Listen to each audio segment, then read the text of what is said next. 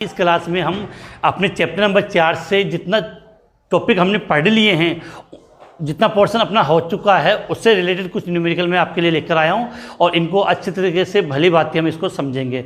तो class start करते हैं। ये आपका अपना चैनल है। अगर अभी तक आपने इसको सब्सक्राइब नहीं किया है तो ज़रूर सब्सक्राइब कर दें और बेल वाले आइकन पर क्लिक करना ना भूलें, जिससे मेरी जब भी नेक्स्ट क्लास हो तो आपके पास नोटिफिकेशन आ सके। क्लास स्टार्ट करते हैं। रख हौसला वो मंजर भी आएगा, प्यासे के पास चल के समुंदर भी आएगा, थक्कर न बैठ ए मंजिल के मुसाफिर, मंजिल भी मिलेगी और मिलने का मज़ा भी आएगा। इसी के साथ क्लास स्टार्ट करते हैं। इससे पहले कि हमने जो पढ़ा है उस अगर अभी तक की वीडियो अगर आपने नहीं देखे तो वीडियो के डिस्क्रिप्शन में मिल जाएंगे, क्लास के बाद उसको आप देख लेना। क्वेश्चन नंबर 1 की हम बात करते हैं, चैप्टर नंबर 4 रासायनिक बलगतिकी।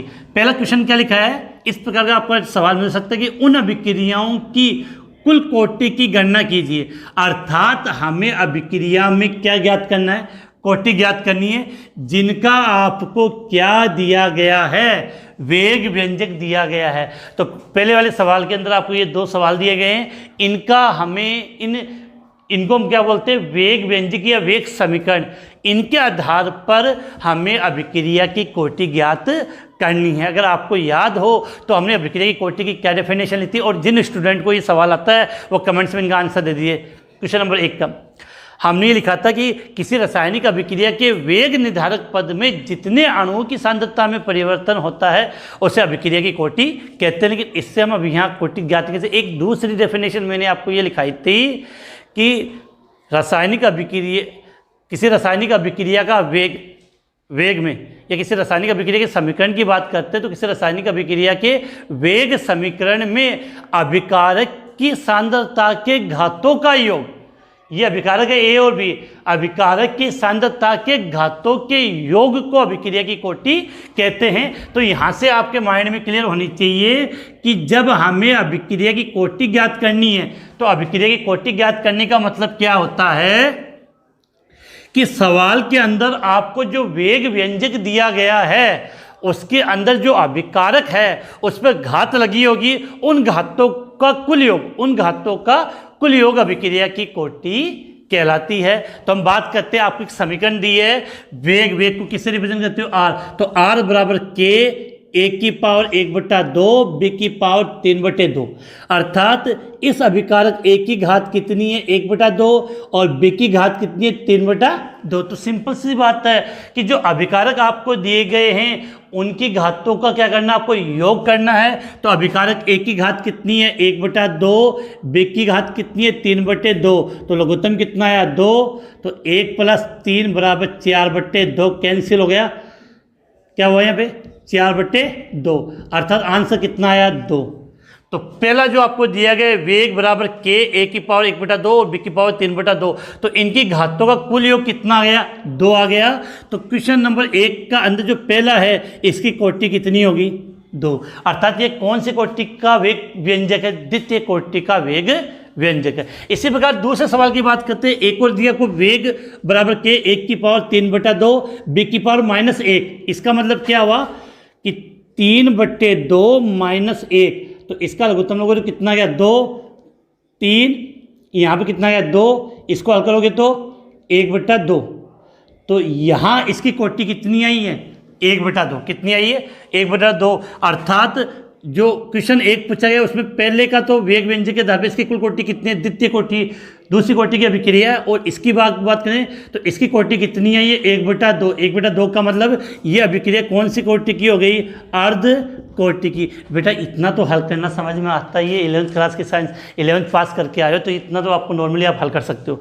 तो यहाँ अब आपको समझना क्या है, जब भी आपको अभिक्रिया की कोटि ज्ञात करनी होती है और आपको सवाल में क्या दिया हो, वेग व्यंजक दिया गया हो, तो उसमें जो अभिकारक दिए गए हैं उन अभिकारक पे जो घात लगी होती है उनका अगर आप योग कर दोगे तो आपको क्या याद हो जाए, क्या पता चल जाएगा, अभिक्रिया की कोटि। अब आते हैं हम दूसरे सवाल पे, बहुत सिंपल है।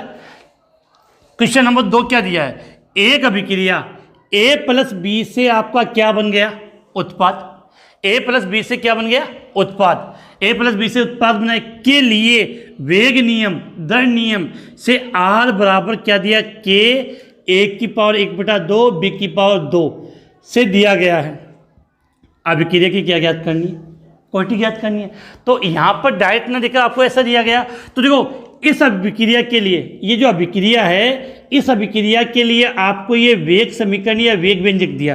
क्या दिया आपको? वेग व्यंजक की अगर हम बात करें तो R बराबर K 1/1/2, B की पावर कितनी लिखी है? 2।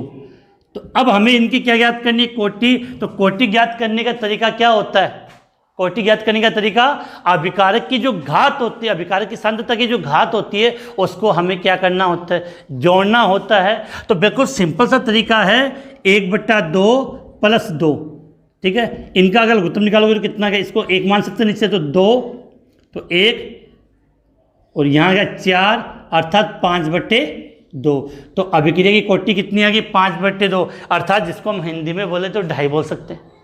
और ये सीधा भी आप इतना एक्सपर्ट हो कि आधा और 2, ये तो हाफ हो गया और ये 2 हो गया, हाफ + 2 कितना हुआ? 2.5 हो गया आपका। तो यहाँ से क्वेश्चन नंबर 2, एक अभिक्रिया A + B उत्पाद के लिए वेग नियम R बराबर K 1/1/2 B की पावर 2 से दिया गया है, तो अभिक्रिया की कोटि।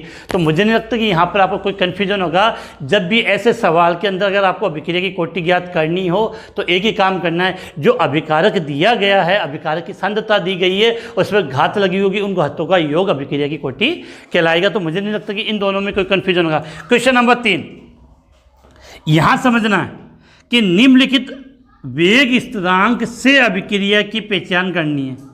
तो क्या सवाल दिया गया है कि आपको सवाल के अंदर क्या दिया गया है?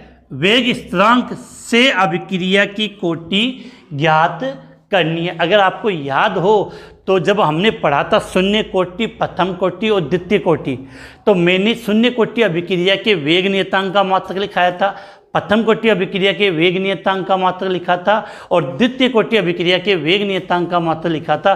पता हो तो कमेंट्स कर दीजिए जल्दी से। तो उन वेग स्थिरांक के नियतांक, वेग स्थिरांक या नियतांक के मात्रक के आधार पर हम कोटि ज्ञात कर सकते हैं। इसको हम बाद में हल करेंगे, उससे पहले हम थोड़ी सी यहाँ एक बात करते समझना। अगर आपको याद हो शून्य कोटि अभिक्रिया के वेग नियतांक का, शून्य कोटि अभिक्रिया का वेग नियतांक मान लिया K0, तो उसका वेग नियतांक का मात्रक क्या लिखा था? अगर आपको याद हो तो mole litre inverse second inverse लिखा था, आपको याद हो तो mole litre inverse second inverse. ये तो था शून्य कोटि के लिए। प्रथम कोटि के लिए केवल क्या लिखा था? Second inverse. और द्वितीय कोटि के लिए मैंने क्या लिखाया था? याद आ जाए तो mole inverse litre second inverse. अब जो कन्फ्यूजन ही नहीं है, देखो ये आपको एक वेग स्थिरांक के का मान दिया है। अब देखो के का मान कितना दिया? 2.3 × 10⁻⁻5, और यहाँ पर आपको क्या दे दिया? L mole inverse second inverse. देखो क्या दिया आपका? L mole inverse second inverse, देखो घुमा दिया। अब देखो मोल इनवर्स में समझना, मोल इनवर्स, यहां मोल इनवर्स में नहीं है, लीटर इनवर्स में, लीटर इनवर्स में नहीं है। इसका मतलब ये शून्य कोटि नहीं है, प्रथम कोटि भी नहीं। अब देखो द्वितीय कोटि, देखो mole inverse L second inverse. इसको बेटा ये जो यहां पर लिखा गया है, इसको आप चाहो तो ऐसे लिख दोगे तो क्या आपकी परेशानी हो जाएगी? पहले L लिख दिया, फिर मोल इनवर्स लिख दिया, सेकेंड इनवर्स लिख दिया, बात तो एक ही है। इनको आगे पीछे कर दिया, अर्थात ये मात्र कौन सी कोटि के वेग स्थिरांक का है? द्वितीय कोटि अभिक्रिया। तो सीधी सी बात है, तो समीकरण नंबर 1 की कोटि कौन सी हो जाएगी? ये अभिक्रिया कौन सी कोटि हो गई? आपकी द्वितीय कोटि की अभिक्रिया हो गई। अब देखो इसमें 3 × 10⁻⁻4 सेकेंड इनवर्स क्या लिखा है? सेकेंड इनवर्स किसका मात्रक होता है? प्रथम कोटि अभिक्रिया के वेग नियतांक का। तो यहां से मैंने क्या किया? ये कौन सी कोटि की अभिक्रिया हो गई? प्रथम कोटि की। तो सवाल क्या, देखो पहला और दूसरा सवाल था, तो उसमें तो क्या करना था कि जो आपको वेग व्यंजक दिया गया है उसमें जो अभिकारक की सांद्रता है उसकी घातों के योग, घातों का योग करके अभिक्रिया की कोटि आपको ज्ञात करनी थी। लेकिन तीसरे सवाल में जब आपको कोटि ज्ञात करनी है तो आपको जो वेग स्थिरांक या वेग नियतांक है उनके मात्रक लिखे हुए हैं, वेग स्थिरांक या वेग नियतांक के क्या लिखे हुए हैं? मात्रक लिखे हुए हैं, जिसके आधार पर हमें कोटि की पहचान करनी होती है। तो ये द्वितीय कोटि का वेग नियतांक का मात्रक है और ये प्रथम कोटि का, तो यहाँ से हम इसकी आसानी से पहचान कर सकते हो। इस प्रकार के सवाल होते हैं, 1 नंबर का आ जाता है और बहुत सिंपल है, देखते आप इसको हल कर सकते हो। तो ये 3 सवाल तो अपने हो गए। इसके बाद सवाल नंबर 4 और 5 की हम बात करेंगे, तो इसको यहाँ से मिटाना पड़ेगा। उससे पहले आप इसका एक बार स्क्रीनशॉट ले सकते हो, जल्दी से इसका स्क्रीनशॉट लें। उसके बाद हम सवाल नंबर 4 और सवाल नंबर 5 की बात करने वाले हैं। तो आपने स्क्रीनशॉट ले लिया और उम्मीद है कि 1, 2 और ये 3 सवाल आपको ईजिली अच्छी तरीके से समझ में आ गए हैं। अब हमें सवाल नंबर 4 और 5 करना, तो इसको मैं यहाँ से पोर्शन को मिटा रहा हूँ कि अपने पास थोड़ा सा स्पेस हो जाए और ईजिली अपने को समझ में आ जाए। अब देखो, सवाल नंबर 4 और 5 की जब अगर हम बात करें, सवाल नंबर 4 और 5 की जब अगर हम बात करें तो इसको ईजिली हम समझ सकते हैं। देखो, सवाल नंबर 4 क्या लिखा है कि अणु x का y में रूपांतरण, अर्थात x से क्या बन रहा है? y बन रहा है। तो x अभिकारक हो गया और y क्या हो गया? उत्पाद हो गया। x का y में रूपांतरण द्वितीय कोटि की बलगति के अनुसार है। तो साफ साफ कह रहा है कि अभिक्रिया का x का y में रूपांतरण कौन सी कोटि की अभिक्रिया के अकॉर्डिंग है? द्वितीय कोटि की अभिक्रिया के अकॉर्डिंग है। अब बोलोगे x की सांद्रता 3 गुनी कर दी जाए तो y के निर्माण होने के वेग पर क्या प्रभाव पड़ेगा? तो अभिक्रिया कौन सी कोटि की है? द्वितीय कोटि की है। और x की सांद्रता कितनी गुनी कर रहा है? अगला 3 गुनी कर दी जाए तो अभिक्रिया में जो y अर्थात उत्पाद बनने की स्पीड पर क्या प्रभाव पड़ेगा? वेग पर क्या प्रभाव पड़ेगा? तो सबसे पहले आपको इस प्रकार की समीकरण, अगर सवाल को हल करना, सवाल बहुत ईजी है, इस प्रकार के सवाल को अगर हल करना है तो आपको इनका वेग व्यंजक लिखना आना चाहिए। क्या लिखना आना चाहिए? वेग व्यंजक कैसे लिखोगे? देखो, यहाँ से इसका आंसर मैं इधर लिख रहा हूँ, आंसर 4। तो क्या दिया आपको? समीकरण क्या दिए है? x से आपको क्या बनाना है? y। अगर इस समीकरण के लिए अगर आपको वेग व्यंजक लिखना है तो वेग व्यंजक केवल अभिकारक के लिए लिखा जाता है। तो लिखने का तरीका क्या था? अभिक्रिया का वेग r बराबर नियतांक k। अब देखो, अभिकारक की सांद्रता क्या हो गई? x। अब अभिक्रिया कौन सी कोटि की बता रहा है? द्वितीय कोटि की। एक ही अभिकारक, तो सिद्ध सी बात है, इस पे घात कितनी जाएगी? 2 जाएगी। हो गया, r बराबर k x की पावर 2। तो अभिक्रिया कौन सी कोटि की हो गई? द्वितीय कोटि की अभिक्रिया आपकी हो गई। अब अगला क्या कर रहा है कि इस x की सांद्रता कितनी गुनी कर रहा है?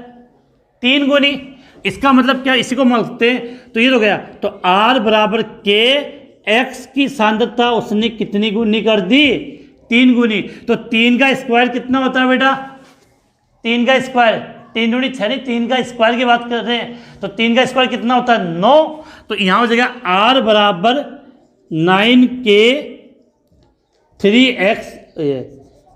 देखो, 3 का स्क्वायर कितना हुआ? 9। तो इसको लिख सकते हैं 9k x की पावर 2। अर्थात समझ लो, तो यहाँ पर आपका जो अभिक्रिया का वेग है वो कितना गुना हो जाएगा? 9 गुना हो जाएगा। 9 अभिक्रिया का वेग कितना गुना हो जाएगा? 9। अर्थात y के निर्माण होने का वेग कितना गुना हो जाएगा? यदि x की सांद्रता को 3 गुना कर देंगे और अभिक्रिया की कोटि क्या हो? द्वितीय कोटि की अभिक्रिया हो, तो अभिक्रिया का वेग कितना गुना हो जाएगा? 9 गुना। तो आप ये लिख सकते हो, अतः y के निर्माण होने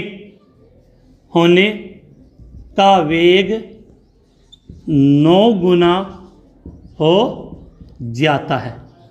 क्लियर है? कोई कंफ्यूजन नहीं, बिल्कुल सिंपल सा तरीका है।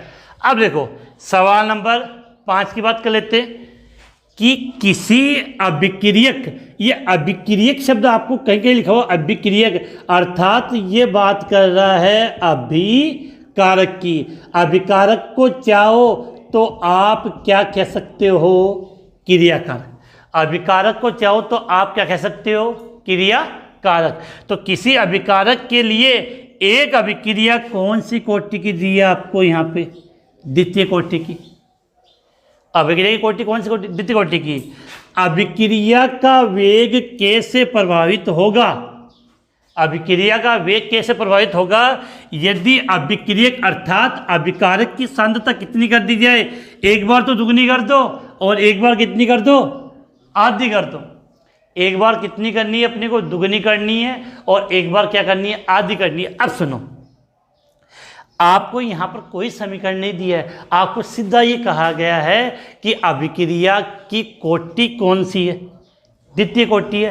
तो अब कोई भी आप अभिक्रिया मान सकते हो। जैसे सपोज करो मैंने ये मान लिया पहले वाले के अकॉर्डिंग कि एक अभिक्रिया x से क्या बन गई है? y बन गया। x से क्या बन गया? y। तो अब अभिक्रिया की कोटि कौन सी है? द्वितीय कोटि, सेकंड कोटि की अभिक्रिया है। तो इसका वेग समीकरण हम कैसे लिखेंगे? r बराबर k, x की पावर कितनी?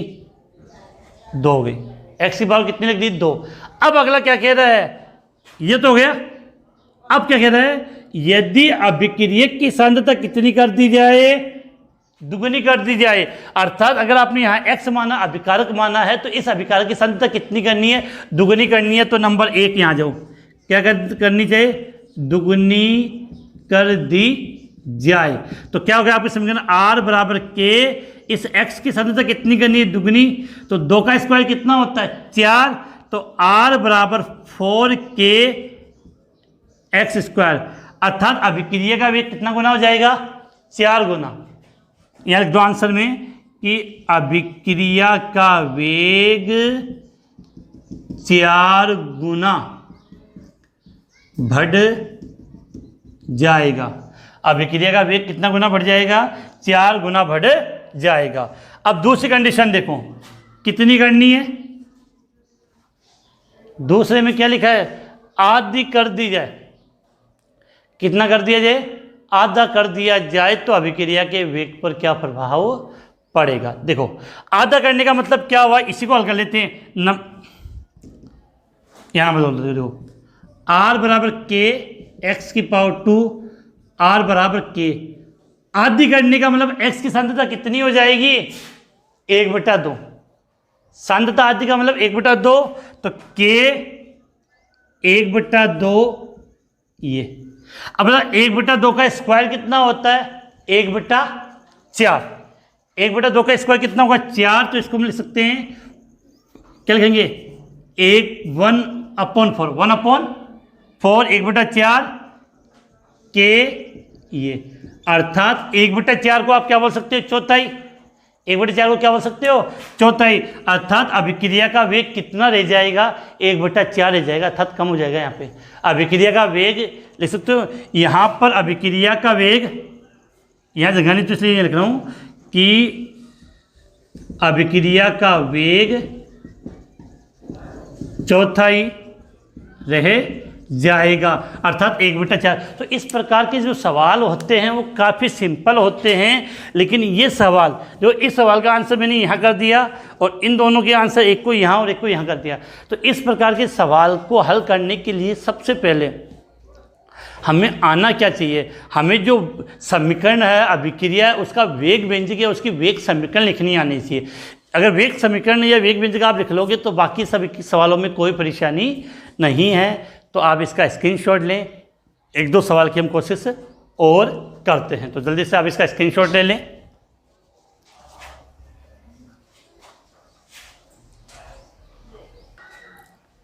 इसके बाद हम आगे बात करें तो ये तो थे 5 सिंपल से सवाल। इसके बाद अगर थोड़े और स्टैंडर्ड लेवल के अगर न्यूमेरिकल या आंकिक प्रश्न की बात करें तो वो शून्य कोटि और प्रथम कोटि पर आधारित होते हैं। तो सबसे पहले हमें शून्य कोटि और प्रथम कोटि के कौन कौन से फॉर्मूले हैं जो अपनी इन न्यूमेरिकल को हल करने के लिए काम में आएंगे, पहले हम उनकी बात करते हैं। तो पहले इसको मिटा लेते हैं यहाँ से। तो नॉर्मल सवाल थे, सिंपल सवाल थे, और 1-2 बार आप अच्छे तरीके से इनकी प्रैक्टिस करोगे। बुक के अंदर दे रखें ये सभी जो न्यूमेरिकल मैंने आपको यहाँ हल करवाए हैं, ये अपनी एनसीईआरटी बुक के अंदर चैप्टर नंबर 4 में दिए गए हैं। तो वहाँ से बोर्ड एग्जाम में भी पूछे जाने की बहुत ज़्यादा संभावना होती है। अब देखो यहाँ से मैं कुछ बातें आपको बता रहा हूँ कि सबसे पहले हम बात कर रहे हैं शून्य कोटि अभिक्रिया के लिए। किसके लिए बात कर रहे हैं? सबसे पहले हम बात करते हैं शून्य कोटि अभिक्रिया के लिए। अब देखो शून्य कोटि अभिक्रिया की जब हम बात करें तो शून्य कोटि अभिक्रिया का आपने समाकलित वेग समीकरण प्राप्त किया था। अगर आपको पता हो तो हमने क्या लिखा था, K0 बराबर R note minus R upon T। अर्थात शून्य कोटि अभिक्रिया के लिए वेग नियतांक कैसे ज्ञात करोगे, R note minus R upon T।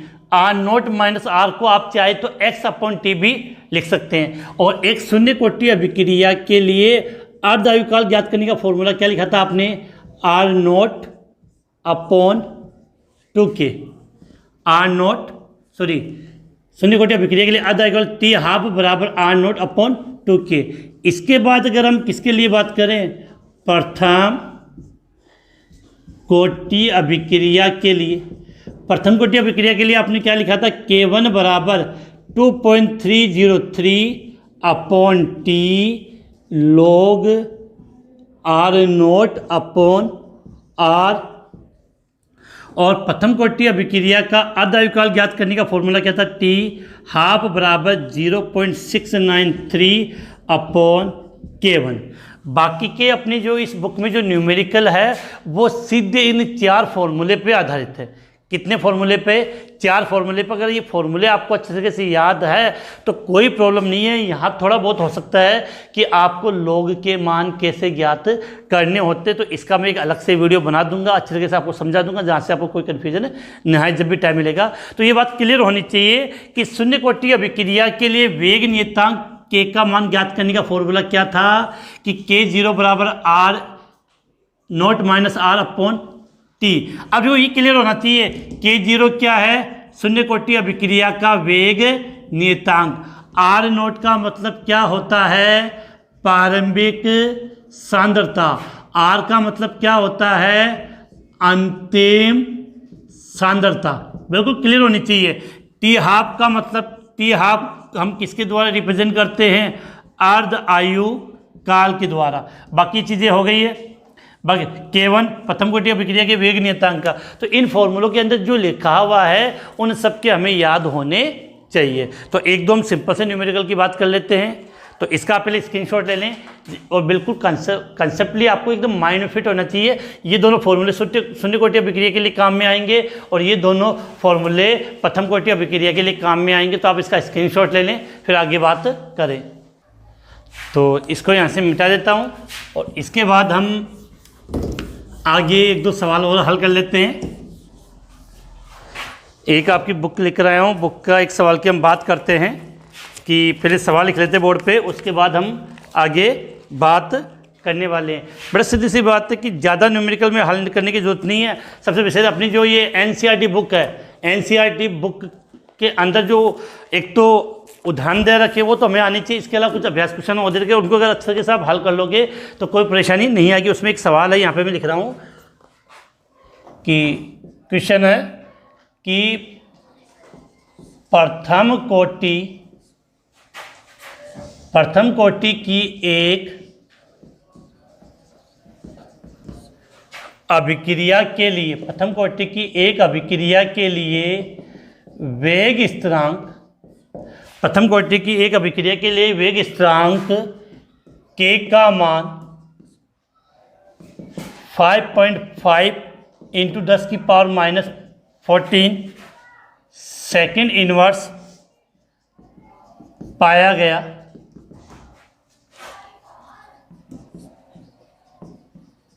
इस अभिक्रिया के लिए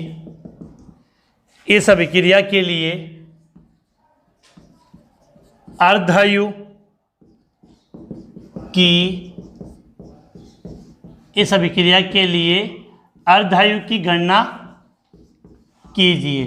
किसी गणना करनी है, अर्धायु का मतलब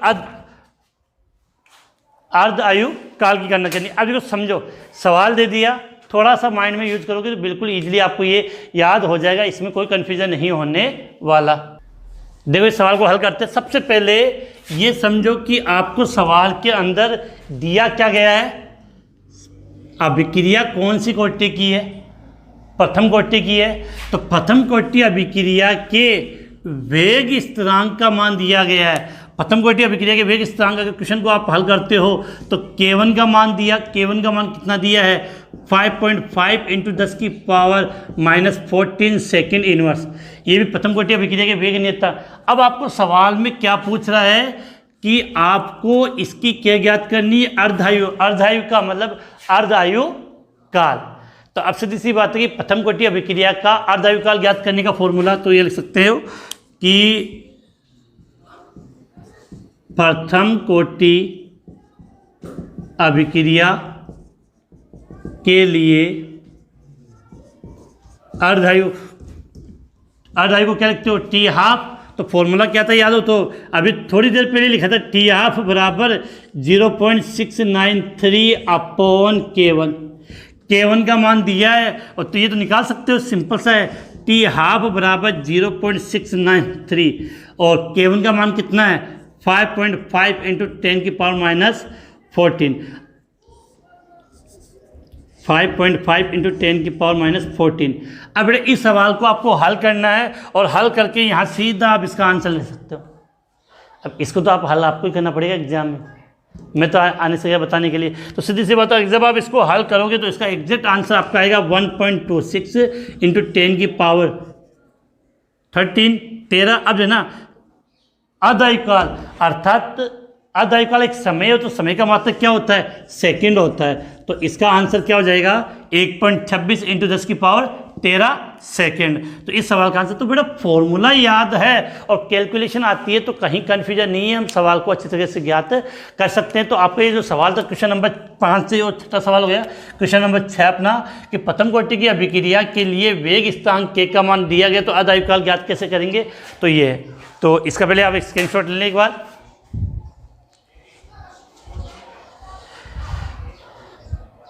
इसके बाद अब हम आगे बात करें कि तो ये चैप्टर नंबर हमने अभी तक इस चैप्टर में प्रथम कोटि और शून्य कोटि अभिक्रिया तक पढ़ा था, तो वहाँ से रिलेटेड कुछ न्यूमेरिकल थे वो मैंने करवा दिए हैं। और अब